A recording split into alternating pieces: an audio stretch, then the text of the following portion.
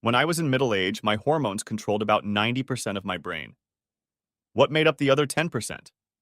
Cars and motorcycles, of course. I spent my 20s lusting after every woman living on the planet. I tried college, but the money ran out after 1 year.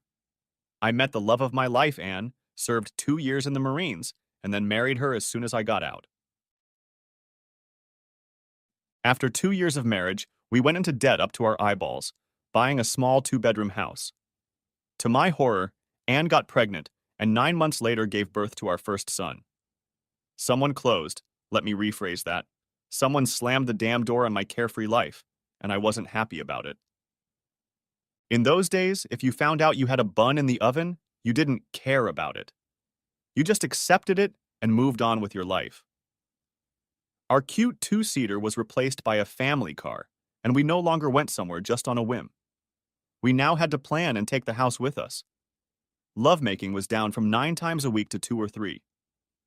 Oh well, things will get better when he gets a little older, I thought. But it never did. Such is life. We spent our 30s trying to make ends meet. Now we had another son and a new, bigger house, because 2 bedrooms were no longer enough. Along with the bigger house came a bigger mortgage, which meant longer working hours. Overtime was no longer a luxury, but became a necessity. Now we couldn't buy everything we wanted. A new word was added to our vocabulary: needs. Needs, not wants, now ruled our lives. We planned and set aside money for each purchase. We saved the money left over at the end of the month for emergencies or to pay off one of the credit cards that suddenly came out of nowhere. We were a happy family, but my stress level was at an all-time high. Lovemaking now had to be fit into our busy schedules. Twice a year we had date weekends when one of the parents looked after the boys, and we were now getting to know each other anew. "I'm not as young as I used to be," she complained. "I can't do it all night like I used to." Our 40s were spent trying to get the kids out of the house. With the pay raises of the last 10 years, we have a little more disposable income, even with 2 boys in college. Thank goodness for student loans. Thankfully, they both went to community college so we didn't have to pay for room and board, but the rest of our expenses skyrocketed. It was all worth it when they both graduated college and moved away from home. Yes, we finally became empty nesters. However, Anne replaced the kids with other activities, from going to the gym to dance classes to immersing herself in politics. From our 30s to our 40s, our lovemaking not only didn't increase, it didn't decrease. My time has come again, I kept telling myself. The 50s were to be our time. The kids were free from work, and for the first time in years, we could do whatever we wanted. We took out a couple loans, and I thought we were in for the best time of our lives. And then something happened that I never expected in any way: menopause. It wasn't fair. It just wasn't fair, I kept telling myself over and over again. My wife was going through her changes, and I was going through mine. Her hormones were going crazy, and her mood swings were off the charts. For a while, she tried to control everything with food and herbs, but it didn't work. Eventually, she went to the doctor and got medication to control her body chemistry. She still had temperature swings. She didn't cry on demand, but still had occasional mood swings and night sweats. It was all bad, but the final nail in the coffin lid was driven when Anne lost her attraction. Not completely, of course, but enough that once every 3 weeks was more than enough for her. I'd gone through my 30s and 40s knowing I had something to look forward to and felt cheated. I had done my work for the last 20 years and now I could do it in my sleep. I had progressed so much that my salary was now more than double what it was when I first started, and all the stress from years ago was now gone. I was like a reborn teenager. My wife couldn't get pregnant no matter what I did. "For heaven's sake, Steve, can't you pull yourself together? I'm trying to make dinner and I can't do it and also fight you off," she yelled at me. "Then let's skip dinner and have a little fun." "Remember when we used to make love?" I said, trying to get a kiss. "Back off, boy, or you'll never get any," she replied, trying to finish our dinner.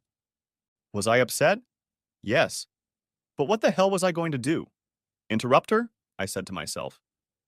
So after a while, I just let the situation go. I made no advances and waited for her to get aggressive on her own to see how long it would take, or how long she could hold out. After about a month, Anne told me she appreciated me not lunging at her and grabbing her every time she walked by. I can't believe it, I said to myself. She's thanking me for not doing this to her. I needed a plan, I told myself. Anne and I went spinning on Thursdays and Fridays, and on Mondays and Tuesdays we went to the gym. I was pretty friendly with the two women at spinning and the one at the gym, so I decided to see if they could help me get my life back on track. What do you want me to do? Asked Beth, looking at Cindy. I need you to flirt with me, I told them. Not right in front of her, but when she's around, if that makes any sense, I told them. You want us to make Anne jealous?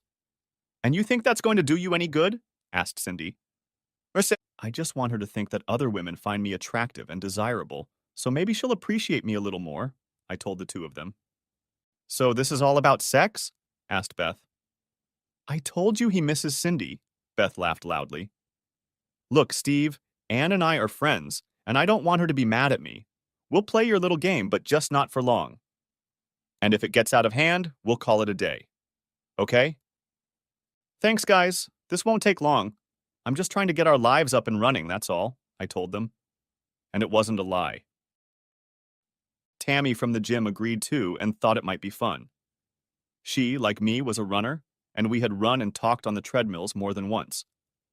I didn't know exactly how old she was, but she was younger than me. She had a typical runner's build. She looked good, was in great shape, and was sure to catch Anne's attention. We decided it would be best if we met at the gym and went for a run together. That way, we could both work out and be together without attracting Anne's attention at the gym. My plan was working. Cindy and Beth made sure to talk to me before and after class. I helped Cindy set up her bike, and Beth asked if she could share my water bottles because she forgot hers. It took about 2 weeks before Anne started to really notice it, and finally said one evening after class when I was talking to the two of them. Come on, Steve, I'm hungry and I want to go home, she called out to me. Just a second, honey, I said as I went back to talking to Beth and Cindy for another 10 or 15 seconds. See you guys tomorrow, I told them, turned and walked to our car where Anne was waiting. What took you guys so long? She asked. We were just talking about classes and comparing Chris and Jamie's classes, that's all. Well, I'm hungry, so let's get moving, she said, looking at me. When Tammy asked me to go out for another run in front of Anne, I thought she was going to have a cow. Because of your knees, you can't run anymore, and it would be great if you had someone to run with for a change. I'll just meet you at home when we're done, I said to an excited Anne. On Thursday, Cindy touched my arm, laughing at an implied joke, and Beth hugged me for helping her adjust her footrests at Friday's class. Anne just stood there watching us, and when I walked back to the car, I realized she was ready to explode. They're getting too friendly, she said, stepping toward me. What are you talking about? Anne, this is Beth and Cindy. They're just being friendly for God's sake. I'm not sleeping with them, am I? I just don't like them touching you. None of them are married, and I don't want them to get any ideas, she told me as we pulled up to our house. Anne, listen to yourself. Do you feel threatened by Cindy and Beth? You're probably right, she said, still looking at me. When I got home 25 minutes late from the gym after my run with Tammy, I was bombarded with questions.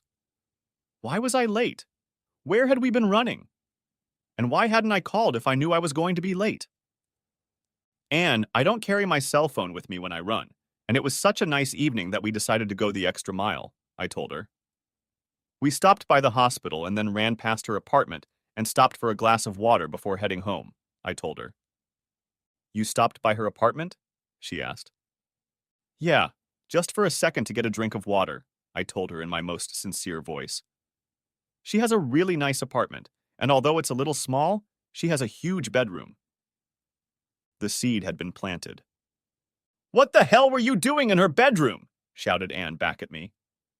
She just gave me a tour while I finished my bottle of water. What are we having for dinner? Said I, deliberately changing the subject.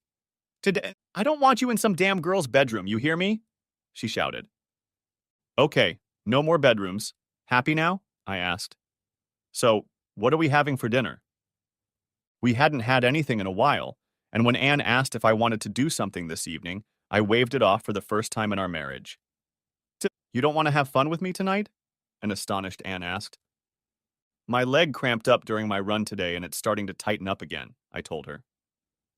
Why don't we wait a day or two until I recover? I asked. For the first time in my life. How does it feel, Anne? I thought to myself. It's great. Just fine, Anne told me. Just let me know when you're ready, she said in an annoyed voice. It was another 4 days before she brought it up again. Why aren't we doing this anymore? Asked Anne on Thursday night after dinner. What are you talking about? We do it all the time, I replied. It's been 26 days since we last did it. I'm keeping an eye on it. God, it doesn't seem like it's been that long. Are you sure?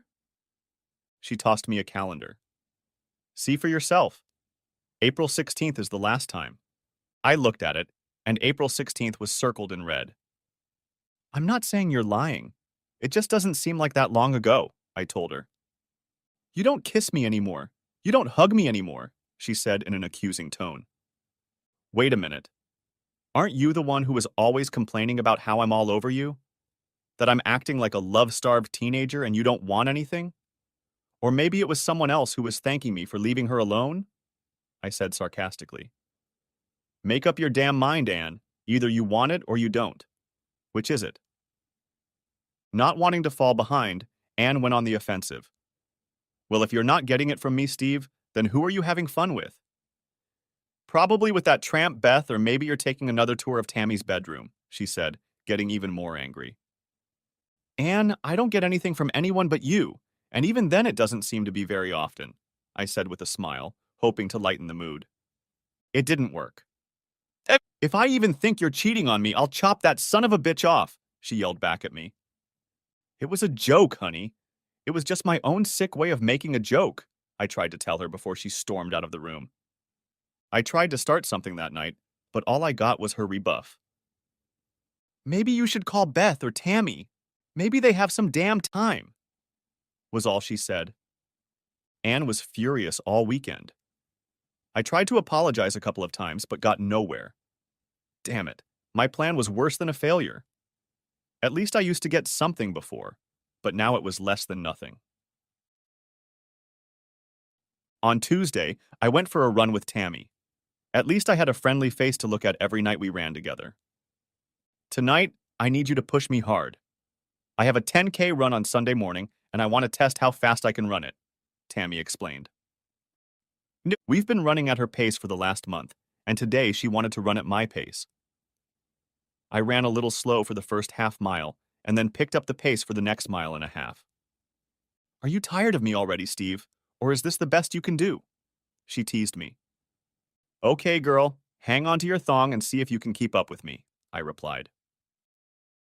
We covered the next 3 miles at almost sprinting speed.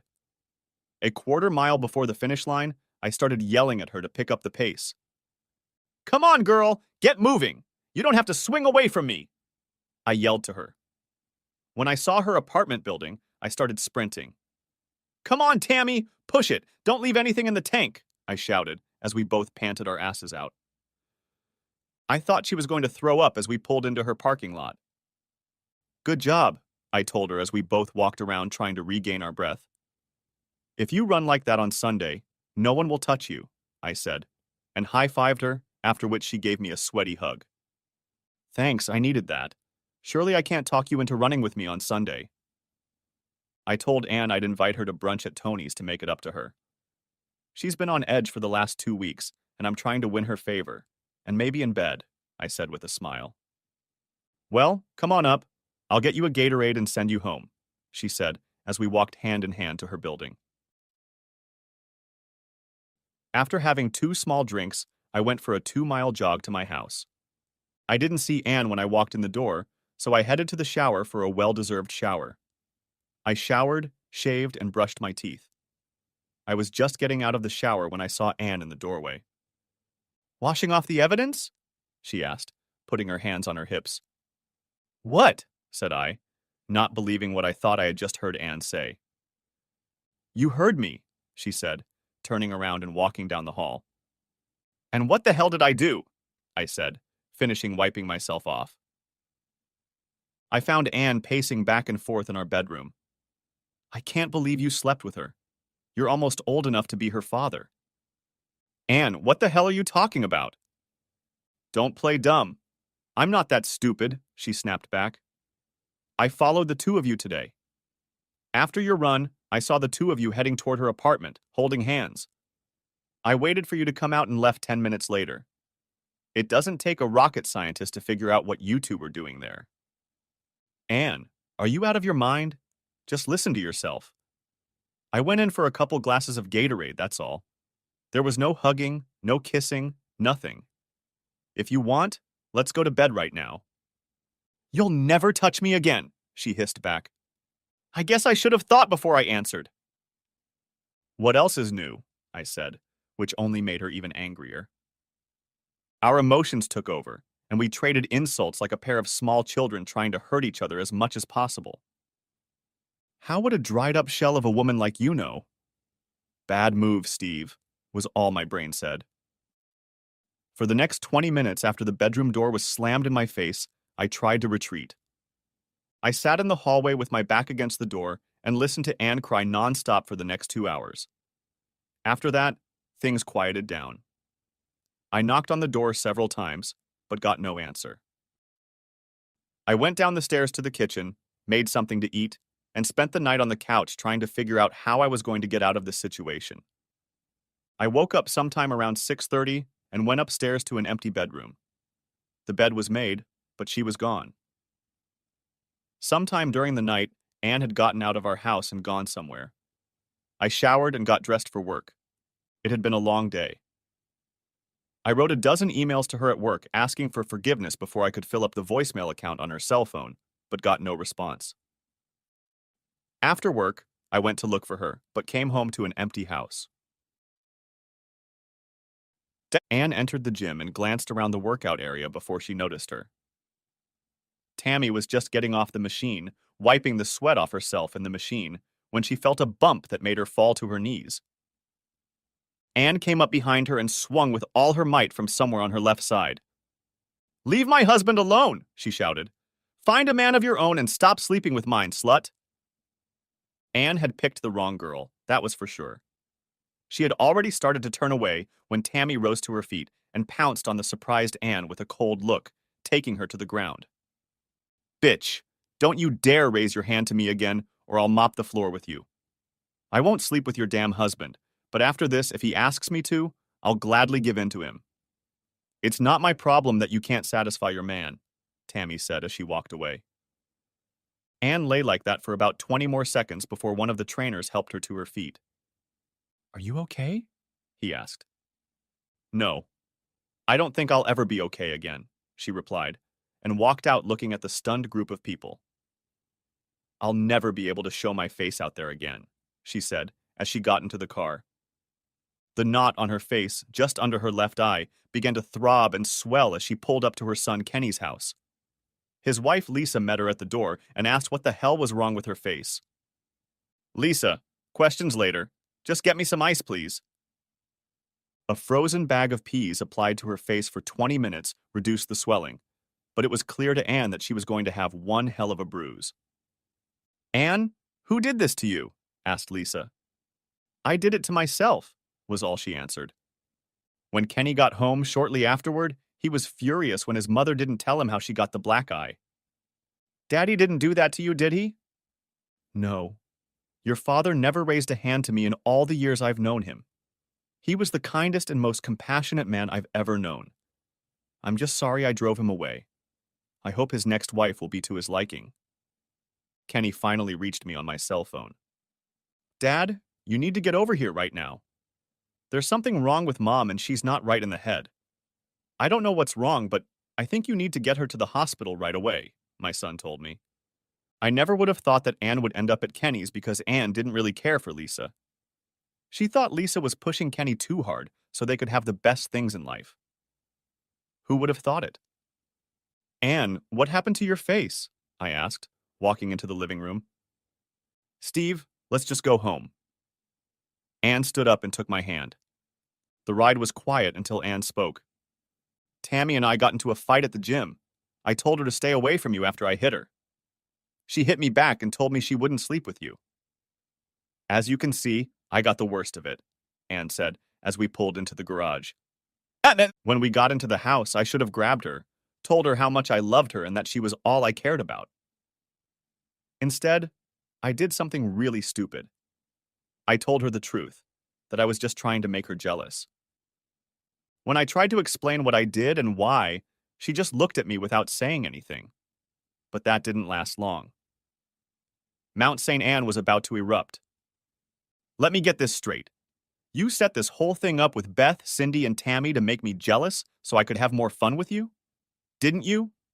You let me make a complete ass out of myself in front of 30 people at the gym because you wanted to get in my pants again? Was it all just your sick game? Is that all you think of me? Just a toy? What happened to me being your loving wife, your partner, the mother of your damn children? Spoke Anne, asking me question after question. You miserable piece of shit! Get out of my sight! Anne shouted, stepping forward. Anne, I did it for us, I tried to say as she beat me with her fists, screaming at me to get the hell away from her and out of her house. Anne picked up the canisters off the counter and threw them at me along with everything else she could get her hands on. I had never seen her so furious. She kept screaming and demanding that I leave. I left for no reason, just to defuse the situation and let her cool down. But that didn't happen. When I got home that evening, she was gone. I found out later that she had gone back to my son's house.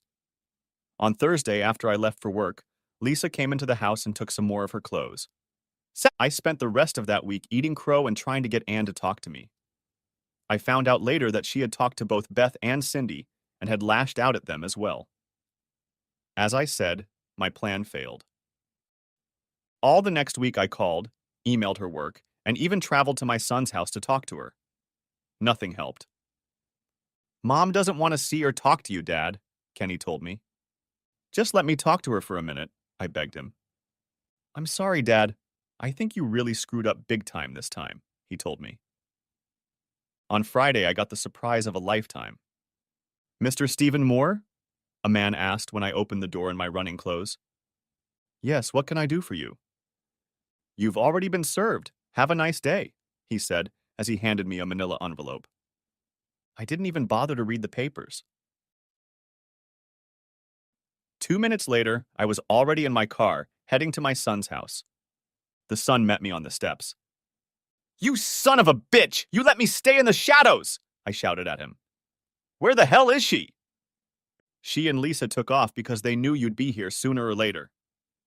Well, then I'll just wait the hell out for them, I told my son. I can't let you do that, Dad, Kenny told me. Why the hell not? I asked. Mom asked me not to, was his only answer. Then you better call the police because I'm not leaving. The little asshole did just that. I was escorted off his property and 24 hours later, a restraining order was placed on me. I got mad and changed the locks on the house. 2 can play at this game. My second son, Jimmy, tried to interfere with what was going on, but everyone told him not to get involved.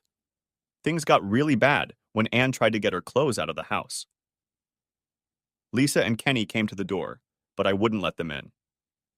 Get off my property or I'll call the police, I yelled to them through the door. Dad, just let us take Mom's clothes, he begged. I can't. Unless you have a court order and receipts, she's not getting anything. I'm already thinking of having a small bonfire in the backyard to get rid of all the junk in the house, I told them, as Kenny got angry and tried to force his way into the house. The police escorted the pissed-off Kenny and Lisa off my property. Payback is a bitch. I threw the divorce papers in the trash and told her I wouldn't sign them. I didn't hire an attorney and avoided her at every turn. I didn't answer phone calls, emails, or open the door unless I knew who was coming. Same at work. If she wanted a divorce, she should have pursued it herself. I thought with time she would soften up a bit. Guess I was wrong. After 6 months of strife, I thought I had gotten a little stronger until Anne started dating and making sure I knew about it. She went here and there and wiped my nose every chance she got. Tom says I'm the best girl he's had in years, read a letter Anne sent to the house. Just thought you might be interested to know that not everyone thinks I'm some dried-up shell of a woman. The photo attached to the letter of her in bed with him was enough to ruin that week and the next 6 months. I had written off Anne, Kenny, Lisa, and for a while my second son, Jimmy. I had done something stupid and lost everything. I fell into a deep depression and ended up taking medication and seeing a psychologist and a woman. Once a week, I'd pour my heart out to her and tell her what a stupid ass I'd been. But after 3 months, she helped me realize that it wasn't entirely my fault. From day one, I kept a journal, writing down my feelings about Anne and everyone else. I lamented the fact that I had let my life go to waste and that Anne and I had stopped communicating. For the first time in 10 years, I started traveling for work. It helped me take my mind off my problems and get back on my feet. Every once in a while, I would run into someone I knew, and they would say how sorry they were to hear that Anne and I had broken up. Then, they'd add that they'd seen her with so-and-so, as if I really wanted to know. I stopped going spinning and gave up my gym membership. There was no point in going out with other acquaintances who seemed to take great pride in telling me how well Anne was doing. The only consistency in my life was that I was still running like a man possessed. One Sunday morning, I was taking a long jog when I heard a familiar voice behind me. "I thought you moved or died," Tammy said, catching up with me. "Just inside," I told her, slowing my step so she could keep up with me. "I feel responsible for what happened," she said, stopping. "It's not your fault. I'm the one who started it, and I guess I'm the one who finished it," I told her. "Well, you look like shit. Why don't you come over sometime and I'll make you a home-cooked meal? You know where I live, don't you?" "Ernest, maybe I'll take you up on your offer when I get back in town. At least I'll give you a call. How about it?" I told her. "Well, I'll stay out of the way this time. Remember, you have to call me when you get back," she said, as she hugged and kissed me tightly. I planned to take 4 days off before going on a 2-week trip to our clients in the Northeast. It was supposed to be a PR trip. It was my boss's idea. "Get out of here for a couple weeks. You're just stale, and you need to get your head and ass back together again. Go through NE territory, and I'll see you back here when you're done." I reminded him that I had a few days vacation. "Okay, so I won't see you for 3 weeks. It's not like the world will stop spinning if you're gone for a while. Just make sure Katie's on top of things and your team leaders know what to do. Have a good trip, get laid, and I'll see you when you get back." Tuesday morning, I woke up in an almost good mood. I put on shorts and sneakers and went for a long run. The weather was beautiful, and I used the time to clear my head and plan where life would take me in the next couple months. I think I'm going to sell the house. It's too big for me, and I can rent an apartment until I decide where I'm going to live next. I took a few bucks out of the bank and bought a small 1-bedroom condo in Sarasota, Florida. Now I was planning to retire there in the next 3 or 4 years. Anne and I had talked about it years ago, and it looked like I was going to do it alone. As I passed the large Catholic church, I waited impatiently for the stop signal across the street from the school. I almost crossed the road against the light because I saw only one car coming, but for some unknown reason, I decided to wait. The light turned green, and I started to cross, as did a group of school children with a teacher on the other side. What made me look, I have no idea. Only that I looked to my right and noticed that a car was not slowing down. I yelled at the kids to get back to the curb, but they just stopped and stared at the crazy man who was yelling at them. I ran 15 yards in record time, even with my arms fully extended. I pushed all 10 kids away, including the teacher, and knocked most of them to the ground. That's all I remember. I tried to open my eyes, but only one gave in. I had a hard time focusing and getting my brain to work. I saw 2 faces looking down at me as I tried to say something. "Can you tell me your name?" "Who is Anne?" they asked. I lifted my head slightly, and then everything went back to black. The next time I woke up, I felt something pressed against my forehead. It took a few minutes before I tried to realize what was happening, but I was still at a loss. I raised my right hand and saw nothing but tubes, just as I had in my left. A dark-haired angel with olive skin was wetting my lips and pouring a few drops of liquid into my open mouth. I must have looked like a bird trying to get a juicy worm. Don't try to talk. You have been in an accident and are in the hospital. Don't try to lift your head up, just relax. Do you know your name? She asked. I heard the question and understood it. It's just that my body wasn't responding, and I couldn't answer. I got frustrated, and the next thing I knew, I was back in a la la la land. And I had actually managed to push everyone to the curb and beyond. That is, everyone but me. The driver eventually tried to tear out of his seat, but ended up kicking me in both legs while I was in the air, pushing everyone back. The impact made me spin like a wolf, and I crashed head and body into the side of his car. I ended up with 2 broken legs, 4 cracked ribs, a punctured lung, a concussion and broken nose, and a bunch of scrapes and bruises. I was a mess. The teacher said I yelled out Anne's name just before I passed out and fell into a 15-day coma. The nurse told me I came out of it, but 2 minutes later, I was out for another 5 days. I had no identification on me, and my face was swollen and badly scratched. The local news station was running a story about a local hero who had risked his life to save the class and the first-grade teacher. No one knew who I was, and they were asking the public to help identify me. They listed my landmarks, but never published a picture of my face because it was in such a mess, but no one responded. Tammy was eating dinner and watching the news when they asked again for help identifying the hero runner. When she heard that he was near a large Catholic church on 10th Street, she set her fork aside. That's our route, she said to herself. After skipping most of the story, she called the news station. Runner, she asked. Could you give me his description again? He's about 170, 11 centimeters tall, brown hair, weighs about 175 pounds, Tammy was told. Do you think you know who he is? They asked. I need to make a quick call. I'll call you back, she replied. Pick up the phone, damn it! Pick up the phone! She yelled into the receiver. Screw it, she said as she ran out of the apartment, jumping in her car and driving away. Please, please, please, please don't be who I think you are, she said to herself as she pulled up to Steve's house.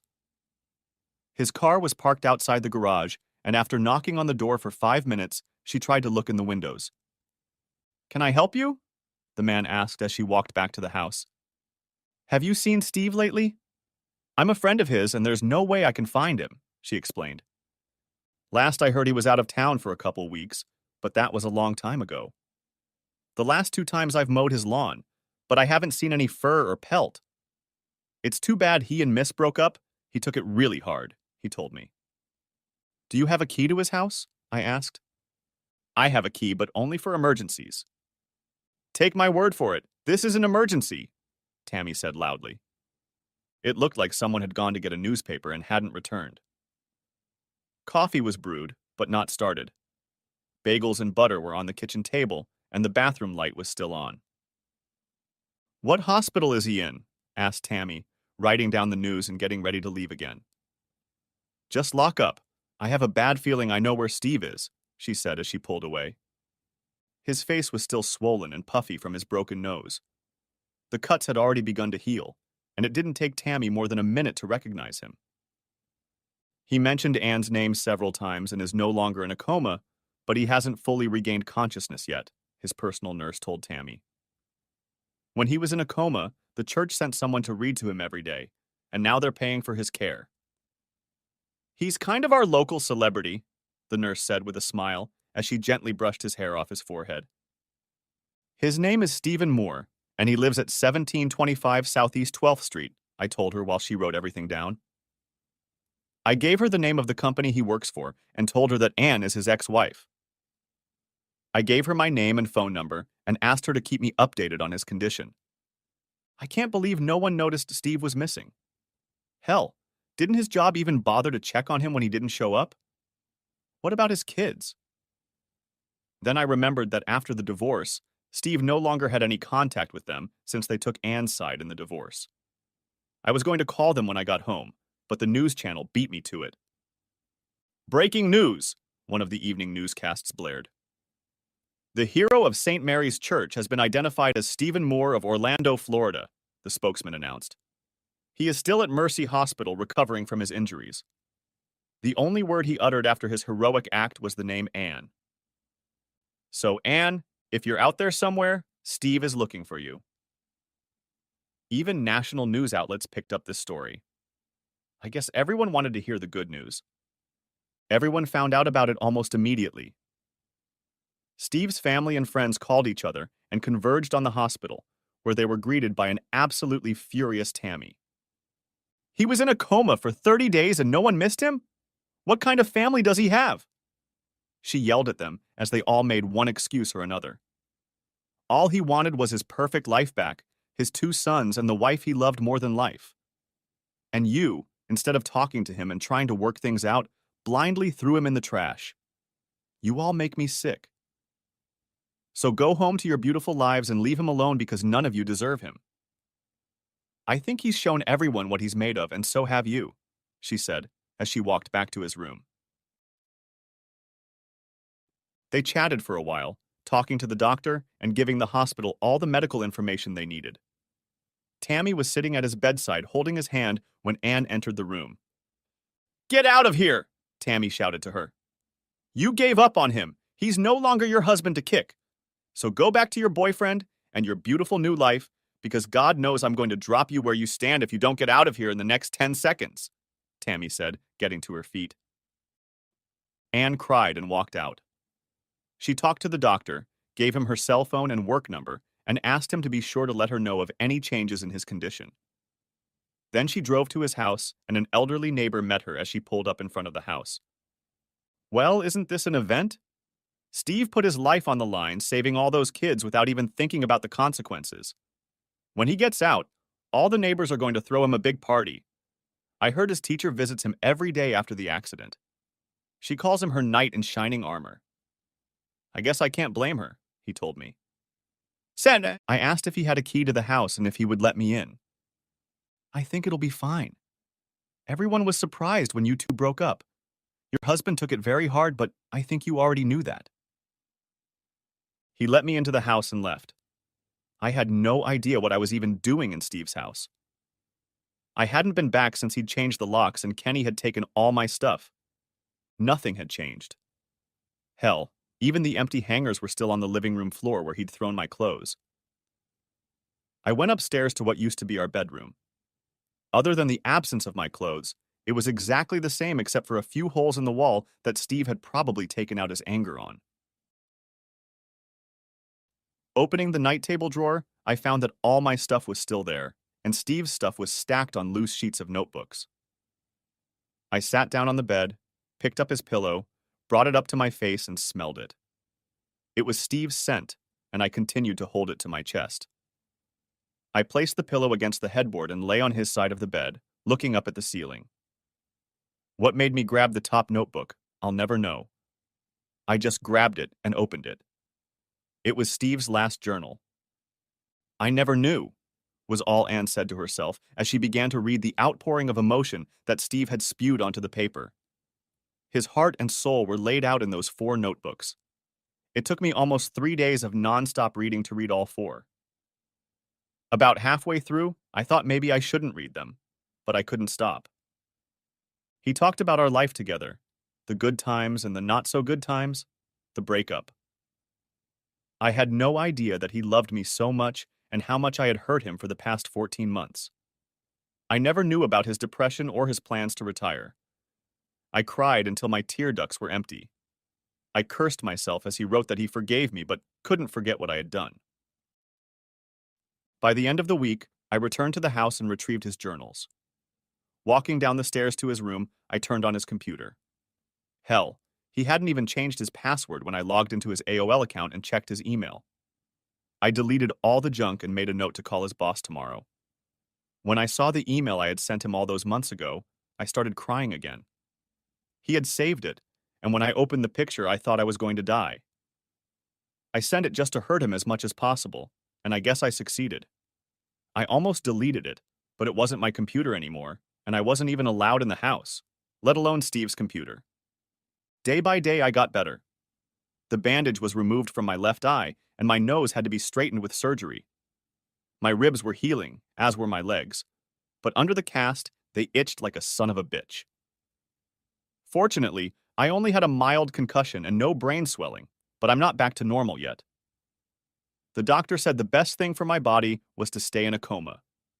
It had time to heal on its own without me moving. My personal nurse, Debbie, was waiting impatiently for me. I no longer required round-the-clock care, so she took care of my needs during my waking hours. And the only time I felt uncomfortable was when she gave me sponge baths. When she started lowering me below the waist, I always got turned on, but apparently I was getting better. I tried to apologize once, but she told me not to worry about it. If you couldn't tense up, then there would be something to worry about, she said with a wink and a smile. I guess she was right. Tammy came by almost every day after work, as did Connie, the teacher I'd rescued. She brought thank you notes from all the kids and said that when I got better, they would all come to the hospital to visit me. She was a single mom of about 41 years old with a 12-year-old girl. I told her she didn't have to come every day, but she insisted. You've given me and my daughter a second chance. It's the least I can do to make sure you are comfortable and your needs are met. Connie came in every day at 4 o'clock and read to me for about an hour. Somehow I felt calm and relaxed with her, and her pleasant appearance only increased my anticipation of her daily visits. Tammy would come around 6:30 and usually brought her dinner. I had to eat hospital food, but every once in a while she would sneak me a Big Mac. I gained about 8 pounds and it all went to my bowels. We chatted about this and that, and she was usually gone by 8 o'clock. I never saw my kids or my ex-wife, but Tammy said Anne looked in on me from time to time. What do you mean the cane? Shouted I to the doctor. Can't you have another surgery? I asked. Your right leg was broken in 2 places and is healing fine, but your left leg was really messed up. You have 2 pins holding it all together, and we still have to go back later to take out a bunch of bone splinters. Steve, I'm just telling you about the worst case scenario, that's all, he explained to me. Sorry, but I'm not buying it. Doc, I'm a runner and have been all my life.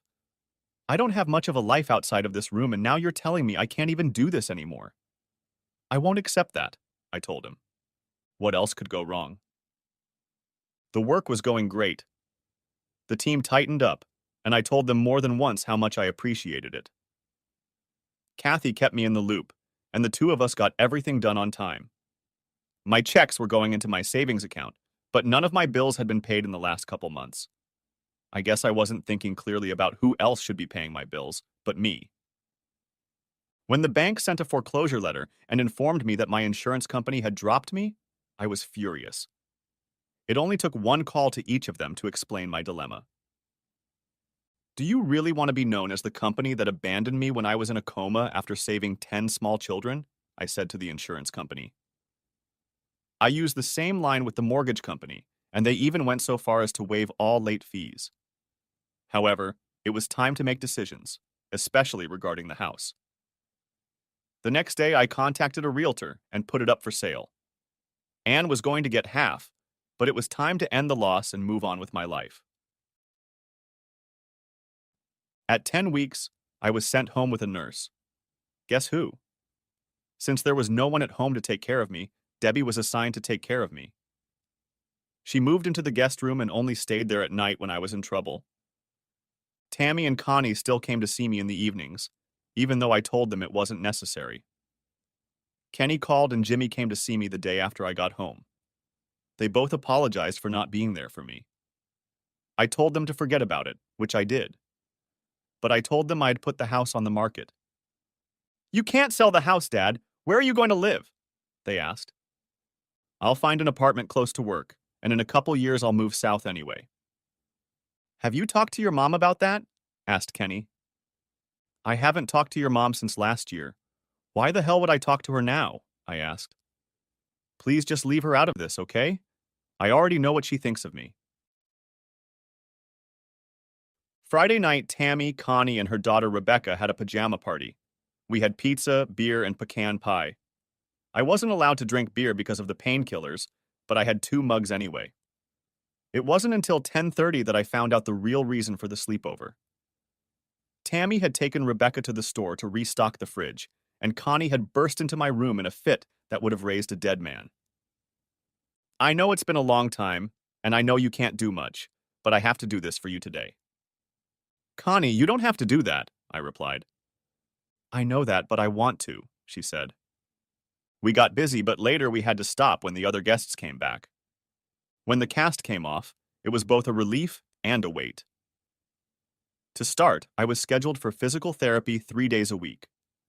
I would arrive at the clinic in a cab, let them bring me to tears, and then go home. My therapist was a large woman who was merciless and took no prisoners. She would push me to my limits and more. So you're a runner? She asked. Why are you such a wimp? Will you ever want to run again? Or will you settle for a pair of crutches? She said, mocking me. Like I said, I worked myself to tears and then worked some more. I'll show myself to that damn doctor, I kept telling myself. Mom wants to see you, was all Kenny said on the phone. Why? How the hell should I know? He replied. Do you ever want to see me again? I asked. If so, quit the damn games. You're not on my list of favorite people right now, and if you keep shitting on me, you'll be off the list altogether. So let me ask the question again. What the hell does she want? You. She's watching you from afar, working with doctors and therapists on your rehabilitation. She's afraid to talk to you because of everything that happened before and after the divorce, that's all. So what should I tell her? Have her come in Saturday morning after 10 o'clock and I'll talk to her. Hell, maybe I'll even be nice to her, I told my son.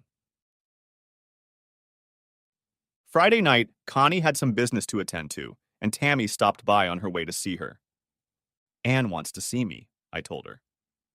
I know. I've been talking to her for the last couple months, she replied. And you didn't tell me? Shortly after your accident and after I was socializing with your family, she stopped by to see me. She apologized for the scene at the gym, and after that we started communicating. She had been keeping tabs on you and wanted to know your condition on a daily basis. Before or after having fun with her current boyfriend? That's a question for the two of you. I suggested she talk to you herself. That's why she's coming tomorrow, Tammy told me. I know you have mixed feelings about her, so you need to ask yourself all the hard questions tonight. I'd love to stay, but that's something you have to do for yourself. So have a good night, don't get too drunk, and I'll see you tomorrow afternoon for all the details, she said as she kissed my cheek and ran off. I took Tammy's words to heart and didn't get too drunk. Enough not to feel anew the pain Anne had caused me. Enough so that all the anger I'd held inside for so long couldn't flare up again. I was drunk enough not to carry my journals downstairs and burn them in the fireplace. Finally, I was drunk enough to fall asleep at 10:15 and get a full night's rest. The pain in my leg woke me up at 7:30, and 2 painkiller pills later, I was already making coffee and eating breakfast. By 9 o'clock, I was already sitting on a rented exercise machine in the basement, trying to get my leg to work the way it was supposed to work and not having the slightest bit of luck. When I heard the front doorbell ring, it took me almost 5 minutes to get out of the torture chamber and up the stairs. Come on in, I said to Anne, waddling into the kitchen for a bottle of water. Can I get you anything? I asked. Not right now. Taking cold water from the refrigerator, I walked back to the kitchen table and slumped into a chair, wiping the sweat from my forehead with a towel. Enough exercise for today, I said, drinking a third of the bottle. Well, Anne, it's up to you what you want to talk about. About us, Steve, she began. Anne, we're not here. You put that out of your mind a year ago, or have you forgotten? I remembered, and I've regretted my decision ever since. It doesn't sound like you regretted it much when you were having fun with Tom and decided to share your experiences with me. I hope he was worth all the hassle, I said sarcastically. I think I deserved it. I was so mad at you for your little games that I think I lost my mind for a while. I'm sorry for what I did. You don't need to tell me how sorry you are or apologize for what you did. That's for people who care. And I don't anymore, I said to a surprised Anne. If that's all you have to say, it was nice. But I have a lot of things to do today, and it takes me forever to get them done now. Can't you give us another chance? Don't you have any feelings for me left at all? Asked Anne. I have. For a very long time, even after your graphic letter. But when you kept piling them up and poking my nose in them every chance you got, you kind of killed it all. But I read your journals. Everything you wrote about us. The past and our future together. Everything, spoke Anne when I interrupted her. You read my diaries? How did they get into your hands? I asked. When you were in the hospital, I went to the house and found them. I didn't know what they were until I started reading them. I never knew you loved me so much, and was all she could manage to utter. Get out. Get the hell out of my house. You don't live here anymore, remember? You left me. I yelled at her. Go back to your boyfriend or boyfriends and stay away from me. I shouted at her, getting up and trying to walk out of the kitchen before my leg gave out and I collapsed on the floor. Let me help you, Anne said, holding out her hand as I lay on the floor. I don't need your damn help. Don't you think you've done enough to me already? I spat back at her, trying to get up and falling down again. This time, however, I felt a sharp pain in my leg as I rolled over. Please go away. Anne, leave me the hell alone, I said, lying on my back like a turtle that couldn't get up. I heard her start to cry as she ran out of the kitchen.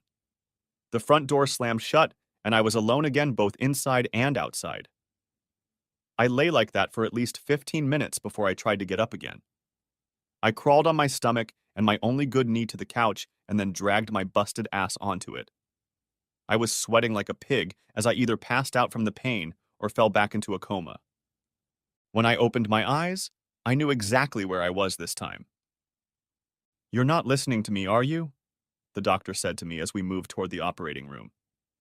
You broke one pin and messed up your leg even worse than before, he told me. Lucky for you, I was here when they brought you in.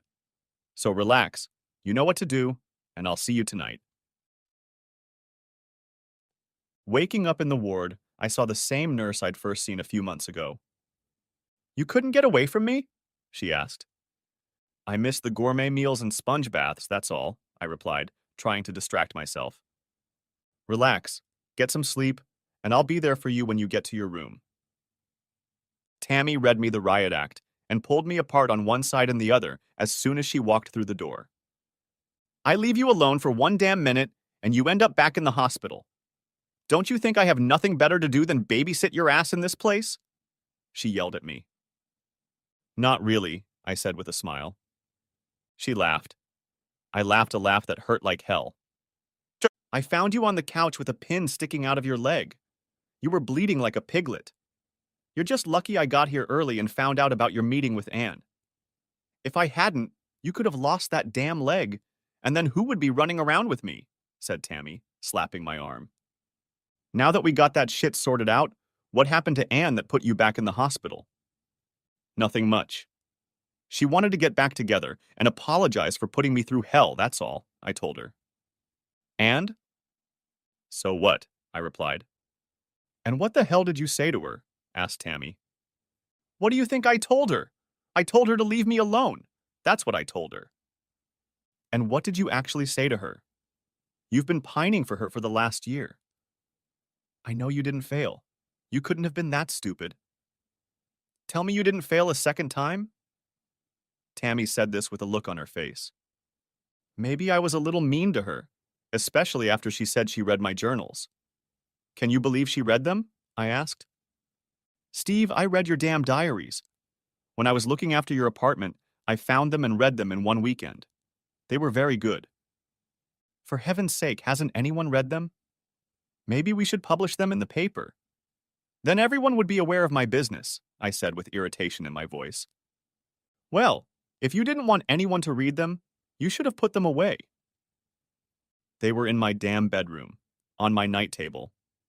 I don't remember inviting you or Anne into my bedroom for light reading. Has Connie read them yet? Or are you planning to photocopy them for her? Who put a burr under your saddle? Okay, I invaded your privacy. I'm sorry. Get over it. How long are you going to lie down this time? She asked. I have no idea. My doctor will come by tonight and let me know. I'm really starting to get tired of this place. This time it's your fault. Do you need anything from home? Asked Tammy. Just my master magazine, if you don't mind. Unopened, please, I said with a smile. Looks like I have you for another 2 or 3 weeks, said the doctor, looking at my x-rays. After that, I'll let you go home if, and only if, you sit in that damn chair all day. If not, I'll just keep you here until I exhaust the limit of your health insurance. I'll be on my best behavior, or at least well enough that you won't catch me, I said, trying to add some humor. No jokes this time. One more stupid move like last time and you'll be walking around on crutches for the rest of your life. I heard it loud and clear. No more games and no more pulling. The price was too high. Connie has a new boyfriend and she's afraid to tell you, Tammy said Friday night. She kind of has a crush on you, but she realized it was because you saved her life. After our pajama party, she realized you were too old and she felt guilty. She met a nice guy and they've been dating for the last month, so she hasn't been around as much. She told me she was going to tell you tonight. So don't be a jerk like you were with Anne. She's feeling bad enough as it is. Connie came in about 15 minutes later. I need to talk to Steve alone, she told Tammy. As we watched Tammy leave, Connie had this solemn look on her face. Calm down, Connie. It's not that bad this time. In a couple weeks, I'll be running the streets by now, I told her. Steve, I need to tell you something, but I don't know where to start, she said, looking at me. Connie, let me fill in the blanks. You found someone special, right? She nodded affirmatively. And you feel bad about what I did? Don't. I didn't set out to do what I did, and I don't expect you to obey me for the rest of your life. You've been given a second chance, use it wisely, but use it. Life is too short to waste another minute on an old dumbass like me. So get out of here and live. However, if you do tie the knot, I expect an invitation, I said with a smile. Connie kissed me and promised to stay in touch. As she walked past my bed, I did give her a spank on her ass, though. Tell your boyfriend for me that if he doesn't treat you right, I'm coming after him, I yelled as she walked away. You're a good man, Steve, Tammy said as she came back into my room. She left here with a smile on her face and in a huff. Then why do I feel so bad? Don't worry, honey. You didn't lose a lover. You gained a friend for life. Tam, why don't you get out of here and go home? You probably have a million things to do besides sitting with me. I got my journal and I have to make some entries. Go home, go out, get laid, do something fun for a change. I think my baby needs some alone time, Tam said, kissing me on the lips for the first time ever. I'll check on you on Sunday. Maybe sneak you a beer. Want one? Go ahead. Now, I said, throwing a pillow at her. I spent most of the next day and a half writing in my journal. My psychiatrist would have been proud of me. I thought long and hard about my life, about where I wanted to go and who I wanted to go with, before I finally put the book down at 2 a.m. on Sunday. I only stopped because Debbie came in, took my journal, and told me it was nighttime. 5 more minutes, I begged. Steve, don't make me be hard on you. You need rest if you expect to get out of this place. Don't make me sponge you again, she said with a smile on her face as she approached me with a wet sponge. Tammy snuck a Big Mac and a Corona in an empty ginger ale bottle. You could say heaven, because that's what it tasted like. She stood guard at the door to the room until I was done. We cleaned out the bottle, and I had a few mints to mask my breath. Thanks, I needed that, I said, getting comfortable on the bed. Getting ready for the next chapter of my life. How long, Tammy? I asked, looking at her sitting in the chair next to my bed. How long what? How long have you had these feelings for me? I asked again. A long time. About a month after you first asked me to flirt with you. Why didn't you say anything? It took me a while to put 2 and 2 together, and then I couldn't believe it myself. What are you, 42, 43? 47, but thanks for the ego boost, she said, holding my hand. I was so jealous of Anne. You put so much effort into getting her back, and she didn't care. She went out of her way to get back at you, and for what? Because you tried to put the spark back in your marriage. I'd kill for a man like you to come after me. My husband died 15 years ago and took a piece of me with him. You are the first man I can say he can replace me, among other things. I didn't know at first, but the more time we spent together, I felt something. But I thought I was just imagining it, I told her. You weren't supposed to know. Hell, I didn't fully realize it until I found you in the hospital, fresh out of your coma. I was so angry at them, all of them. I was just seething. I read them the riot act, and when Anne came into the room to see you, I completely lost my temper. I told her that she had thrown you away and that you no longer belonged to her to abuse you. That's when I realized for the first time that I wanted you. I wanted to be your Anne. But I'm much older than you. Like I told Connie, why should you like an old fart like me? How many old farts do you know who can run 20 miles? How many old farts would give their lives to save a bunch of strangers? How many of them would go to the ends of the earth for a loved one? Not too many, I guess. I'm not asking you to sweep me off my feet, hell, Steve. You can't even walk yet, but just think about it. That's all. With a kiss, Tammy left, and I was left alone again. The second time in 3 days to think about what I wanted. For the next 2 weeks, Tammy was constantly in my hospital room. When the doctor came in to check on me, he seemed to be talking more to Tammy than to me. You have to keep your husband at a distance if he wants his leg to heal, he told Tammy. I'm not Steve's wife, just a friend, she replied. Sorry about that. It's just that your name is listed on his chart as the first point of contact, and I just assumed, he said, trying to backtrack. No, I'm not married to Steve or anyone else. A week before I was to be released, the doctor came into my room and read me the riot act one last time. Here's a list of what he can and can't do. He needs to exercise his leg, but make sure he doesn't overdo it. Here's my business card with my home phone number, he said, holding it out to Tammy. Call me anytime, day or night, if you have any questions or anything else you might need. 2 weeks later, I was home again, sitting in my torture chamber trying to strengthen my leg. At the end of the second month, I had made more than a little progress, but I wasn't overdoing it. As I turned on my iPod and cranked up the music, I didn't hear her come downstairs. She watched me for a few minutes before saying something. If you get too hard, you'll end up back in the hospital, and I'll have to babysit your ass again, she yelled loud enough for me to hear her over the music. The doctor said I can start on the other leg in 2 weeks, and I plan to try it out on the street by Christmas. What do you think? You'll never learn, will you? Yes, my angel, I said. Tammy and her boyfriend are coming over for dinner, and I'm going to need your help. I started to say something about my leg injury, but she interrupted me. Remember who you're talking to, she said as she walked up the stairs. She didn't entertain my objections, as she was now as much in control here as she was at work. You see, she had seen me at my worst and loved me for who I really was. It didn't hurt that she was an animal in bed too. Tammy wasn't happy when I told her that I just wanted to be her BFF. I told her that the age difference was just one issue and that I cared more about her as a friend than as a potential lover or life partner. However, one night we did test each other's mettle. When she asked if I was going to go back to Anne, I just shook my head. You see, Anne wanted me back because I was easy. I was predictable, and she knew she could always count on me to do whatever she wanted. Anne knew she had made some mistakes, but figured we could both forget them. However, I still couldn't get that picture of her and Tom out of my head, even when I erased it from my computer. Everyone told me that I had made a huge mistake by not going back to Anne, but it was my mistake. Jimmy and I still talk every week. He told me to follow my heart. I followed his advice. My decision was already made anyway. When my house was sold, I moved in with Debbie. Her apartment wasn't very big, and I ended up getting rid of 75% of my old furniture.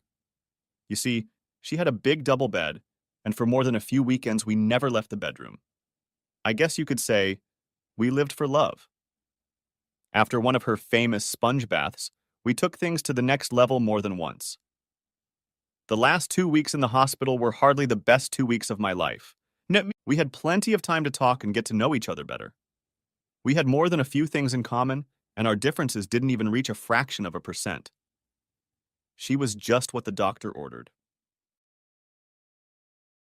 Speaking of doctors, that's who Tammy was seeing now. The doctor who did both surgeries on my feet. Even after we talked, she was always there for me, and so was the doctor. It got to the point where he started talking to her instead of me when he entered the room. Then there was coffee at the hospital restaurant, then a movie, then dinner, and then, well, I guess I don't have to paint you a picture, do I? Now I walk Tammy on the weekends and hope to do my first 5K run in 2 months, with Debbie's permission. As I've said before, Debbie rules the ball. She's never let me forget that if I mess up, she'll kick my ass, and if I don't believe her, she'll just give it a try. Am I happy? Yes. Do I plan to marry Debbie? Not now, maybe in the future when we move to Sarasota. Would I do it all again? No way in hell. The end. Thanks for watching, I hope you enjoyed it, so subscribe to my channel and watch the next video.